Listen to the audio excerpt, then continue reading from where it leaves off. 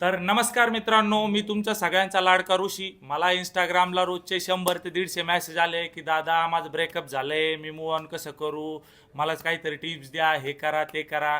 तर मला तुला आज हा व्हिडिओ बनवण्याचं एकच कारण आहे मित्रा. प्रत्येक मुलाला मी DM करू शकत नाही, बोलू शकत नाही, त्यामुळे आज स्पेशली हा व्हिडिओ बनवतोय. हे बघ मित्रा, ब्रेकअप झालेला असतं ना तेव्हा आहे ना, मुलं जेव्हा प्रेम करते ते मनापासून प्रेम करते, हृदयातून प्रेम करते. पोरी पण प्रेम करतात, मनापासूनच करतात, पण एका काळानंतर पोरगी डोक्याने विचार करते मित्रा. आणि मुलं आहे ना 24 तास कंटिन्यू मनानं विचार करत राहते. ब्रेकअप झालं, सगळ्यात पहिले डोक्याने विचार करायचा मित्रा. आपल्या मागे आई वडील आहे, आपलं करिअर आहे, सगळ्या गोष्टी आहे. त्या सोडून गेलेल्या पोरीसाठी मित्रा नशापाणी करायचं नाही, वाईट वळणाला जायचं नाही. फक्त आपल्या करिअरवर फोकस करायचा मित्रा. तुला ज्या क्षेत्रात आवड आहे, फिटनेस असो, बिझनेस असो, तुला अभ्यास असो, स्टडी असो, ट्रेडिंग असो, तू काय पण करत असो, त्याच्यामध्ये तुझा जास्तीत जास्त वेळ घालवायचा मित्रा. स्वतःला एवढं बिझी करून ठेवायचं. आणि सगळ्यात महत्त्वाची गोष्ट मित्रा, रात्री झोपायच्या 4-5 तास आधी त्या पोरीबद्दल विचार करायचा नाही मित्रा. जर तू रात्री झोपायच्या पहिले त्या पोरीबद्दल विचार केला तर तुला 3-4 घंटे झोप लागणार नाही, तर डोक्याची पुरी खिचडी होऊन जाईल, तुला समजणार पण नाही काय चालू आहे काय नाही, तो रात्र खराब होऊन जाईल.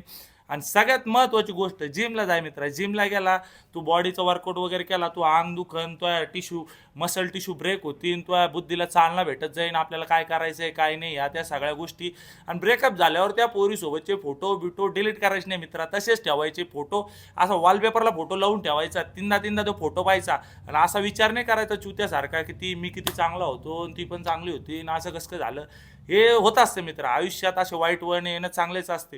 हे बघ मित्र, एखादा व्यक्ती जर सक्सेसच्या वाटेवर चालत असला ना, तर त्याला असे अडथळे येतेच मित्रा. देव हटकून आणत असतो. देवाला माहिती असते की ती पोरगी तुझ्यासाठी योग्य नाही, त्याच्यामुळे तो काही ना काहीतरी कुटाने करून, काही ना काहीतरी हे करून त्या पोरीला तुझ्या आयुष्यातून घालवतो मित्रा. कशासाठी? तुझं आयुष्य चांगलं घडवण्यासाठी. आणि ती पोरगी गेल्यावर पण जर तू तिचाच विचार करत असला ना रात्रंदिवस, मग संपलं भैया, तू आयुष्यात काहीच करू शकत नाही. ती सोडून जाईन मित्रा, लग्न करण, चांगला श्रीमंत नवरा पाहिजे. हे बघ, पोरीचं आज ना उद्या लग्न होतच. त्याला काही जरी नाही केलं तर एखादा श्रीमंत पोरगा आहे, तो उचलून घेऊन जातो, आयुष्य सुखात जातं. पण मुलांचं तसं नाही बाया. तू जर खचला, तू जर डाऊन गेला, तू जर दारू प्यायला लागला, रोजचे 100-150 दारूमध्ये मित्र, पाणी, सिगरेट, पाणी, हे त्या सगळ्या गोष्टीमध्ये तोच लॉस आहे. पैशाचा लॉस, करिअरचा लॉस, शरीराचा लॉस, सगळ्याच गोष्टीचा. त्याच्यामुळे ना तू एक गोष्ट ध्यानात ठेव, ब्रेकअप झालं खचून नाही जायचं भाऊ. मेहनत करत राहायचं, फळं एक ना एक दिवस भेटत असतं.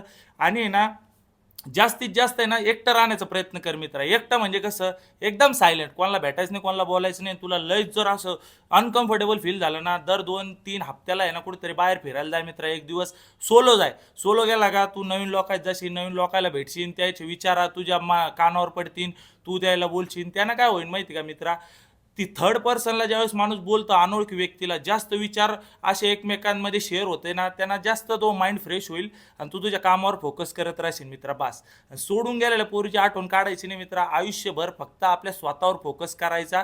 हाय मार्केटमध्ये अशा पण पोरीच्या चांगल्या पोरायला भेटणार आहे, 100% भेटणार आहे, तुला पण भेटणार आहे. त्याची काळजी करू नको. तुझी वेळ येईन तर तुला तिच्यापेक्षा 10 पटीनं सुंदर तर नाही म्हणता येणार, सुंदर नसलीच चालती, पण स्वभावाने, संस्काराने चांगली पोरगी 100% भेटेल मित्रा. फक्त तू स्वतःवर काम कर, स्वतःचा बिझनेस डेव्हलप कर, एखादा स्वतःच्या शरीरावर काम कर, बस, संपला विषय.